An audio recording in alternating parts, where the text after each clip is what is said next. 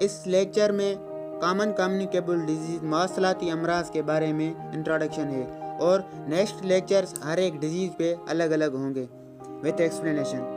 Now come to the point. Common communicable disease को 5 groups में तकसीम किया गया है। Number 1 respiratory infections, number 2 intestinal infections, number 3 surface infection, 4 arthropod borne infections and number 5 zoonosis. Respiratory infections. Communicable respiratory infections में जो disease आती हैं tuberculosis, whooping cough, mumps, measles, influenza, small pox, chicken pox, acute respiratory infections. Tuberculosis और TB.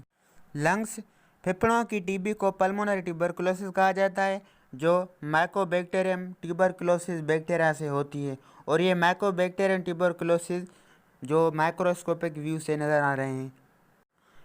एक बात याद रखना कि टीबी हमेशा फेफड़ों में नहीं होती है, वो स्किन चमड़ी में और बोन्स एंड जॉइंट्स हड्डियों और जोड़ों में और इंटेस्टाइन आंतों में भी होती है।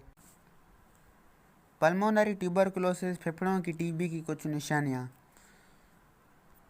कफ विथ स्प्यूटम और म्यूकस, बलगम के साथ खांसी, चेस्ट पेन, सीने में दर्द होना, वेट लॉस, वज़न का कम होना, वीजिंग, सांस दौरान सीने में खड़खड़ाहट का आवाज़ होना, फीवर, बुखार, ब्लड इन स्प्यूटम, खून का बलगम में आना, नाइट स्वीटिंग, टीबी वाले पेशेंट्स में अक्सर पसीना आता है रात के वक्त।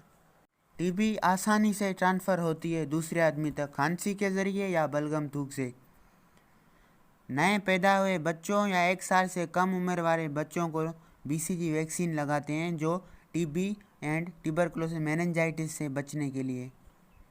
और पल्मोनरी ट्यूबरकुलोसिस को डायग्नोज तशखीस की जाती है चेस्ट एक्सरे से या एएफबी एसिड फास्ट बेसिलस टेस्ट, जिसमें स्प्यूटम बलगम में मौजूद माइकोबैक्टीरियम ट्यूबरकुलोसिस देखा जाता है।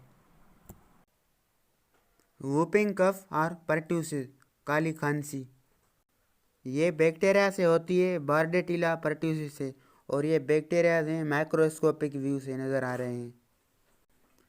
काली खांसी बहुत कंटाजियस, वबाई या ख़राब होती है और अक्सर बच्चों में पाई जाती है।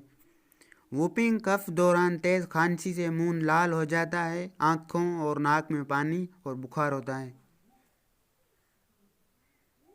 अब आते हैं नेक्स्ट ग्रुप, इंटेस्टाइनल इन्फेक्शंस।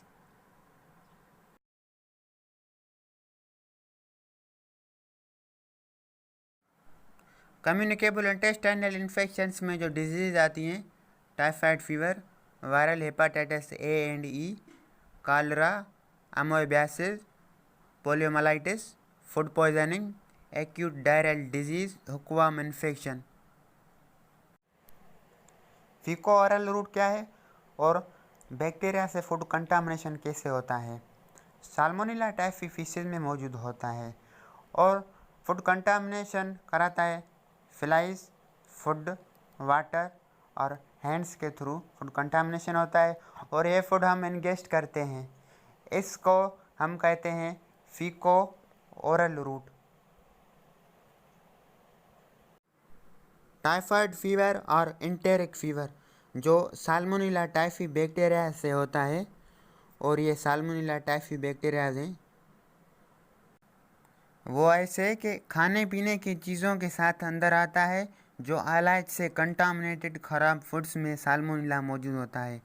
फिर 1 से 2 हफ्तों के बाद बुखार ज़ाहिर होता है, जो कभी ज़्यादा और कभी कम होता है।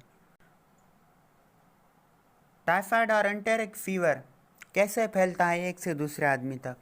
वो bacteria salmonella typhi contaminated foods खाने पीने से अंदर आता है और गाल ब्लैडर पित्ते में आकर स्टोर होता है एज ए कैरियर, और फिर जब बाइल एसिड गाल ब्लैडर से छोटे आंत में आती है और वो साल्मोनेला टाइफी उसमें मौजूद होता है, आगे जाके वो साल्मोनेला टाइफी फीसेस के थ्रू बाहर निकल जाता है और वो फिर से किसी भी तरीके से कंटामिनेशन ऑफ फूड होती है। जब कंटामिनेशन ऑफ फूड के थ्रू फीको ओरल रूट, मतलब माउथ के थ्रू वो फिर इंटर होता है खाने पीने के साथ और फिर से टाइफाइड फीवर काज कराता है। बैक्टीरिया के इंटर होने के बाद पहले हफ्ते में पेट में दर्द होता है, कॉन्स्टिपेशन कब्जी और हेडेक सर दर्द होता है।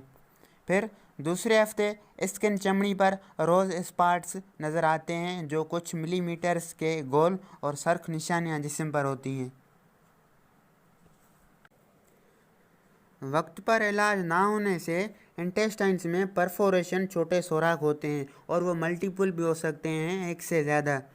फिर स्मॉल इंटेस्टाइन, छोटे आंत से ब्लीडिंग होती है, खून बहता है। कभी बड़े आंत के पहले हिस्से में भी परफोरेशन होती हैं। टाइफाइड फीवर का इंटेस्टाइन्स पे असर होता है, इसलिए टाइफाइड फीवर को एंटेरिक फीवर भी कहा जाता है।